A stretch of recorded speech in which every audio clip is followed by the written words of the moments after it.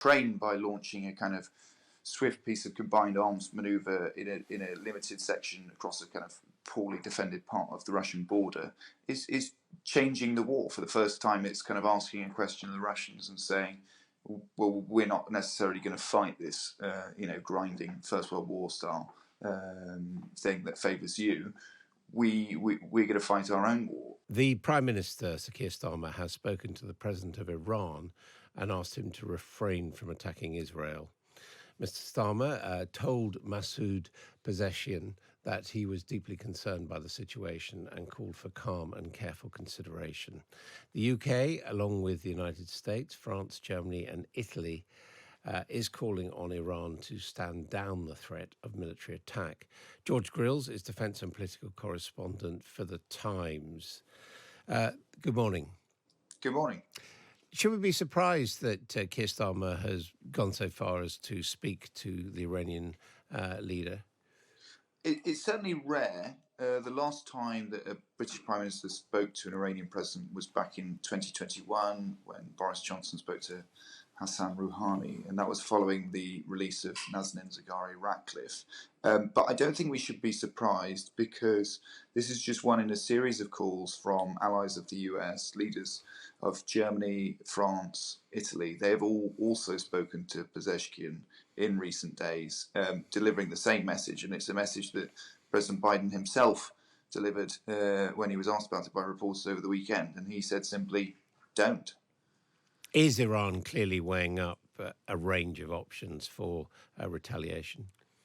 Well, we do have recent history to rely on, which is, if you remember, in response to that Israeli attack on the Iranian consulate in Damascus, Tehran launched a kind of barrage of 300 missiles and drones against Israel, but it was carefully calibrated. It was a large attack, and when there are ballistic missiles and drones and all the rest of it flying across the Middle East, it's not a particularly safe part of the world, but it was kind of advertised in advance. The Iranians made sure that everyone knew what was going to happen, and that allowed Western countries to kind of position their assets in time to shoot down all these drones and missiles and basically render the attack ineffective. So it did two things. It satisfied the calls from hardliners in Iran to kind of seek revenge at the same time as not quite tipping into the full-blown war. So the question is, how will they respond? Will they respond?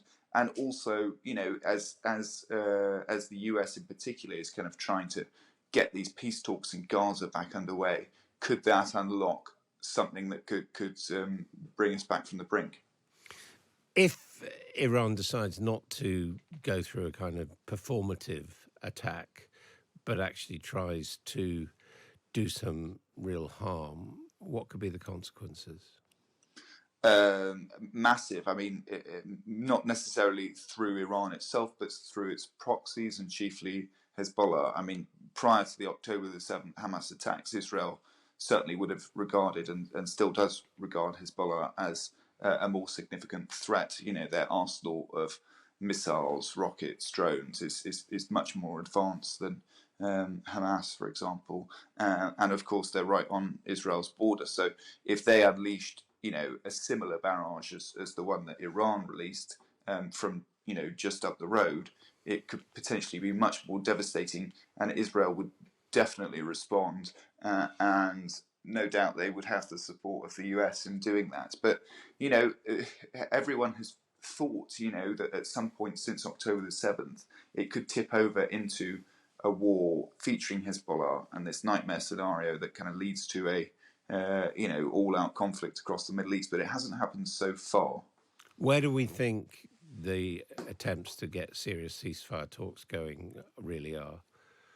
Well, it goes back to Israeli politics as well.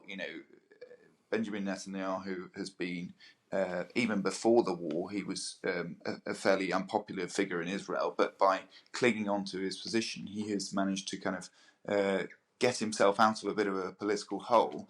The problem is he is still reliant on hard-right ministers in his government to maintain power. And from one ear, he's got the US saying you've got to re-engage in these talks. You've got to get them going again in Egypt, in Qatar, wherever it may be. But on the other hand, he's got figures like Smotrich and Ben Gvir, who are ministers in his government, absolutely rubbishing those calls.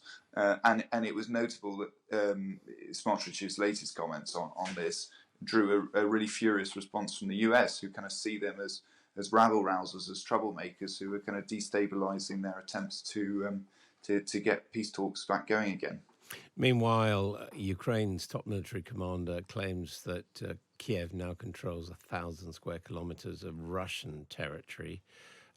Vladimir Putin said it's a major provocation. What do you make of this incident? A lot of people were saying Ukraine was on the defensive, very much on the back foot in defending its eastern border, but now it's gone over that border into Russia. Well, the war that Ukraine has been fighting for a while is not the war that Ukraine would choose to fight. It has become bogged down into this kind of slugfest along a long front line. And even though Russia is sustaining, unbelievable casualties by the figures of any normal military, it favours the country that has more people, more resources, and just keeps grinding away. Now, Ukraine, by launching a kind of swift piece of combined arms manoeuvre in a limited section across a kind of poorly defended part of the Russian border, is changing the war. For the first time, it's kind of asking a question of the Russians and saying, well, we're not necessarily going to fight this, grinding First World War style thing that favours you. We're going to fight our own war. So I think there's definitely a part of that at play. And could it potentially be a game changer leading to Ukrainian victory of sorts? I mean, it's much too early to say, to be honest. We still don't know whether or not this attack could go wrong. It very much could. If Ukraine appears to have committed pretty experienced troops, valuable pieces of kit to this attack. If they get outflanked by the Russians and basically destroyed, then that's going to be an absolute calamity for the Ukrainians.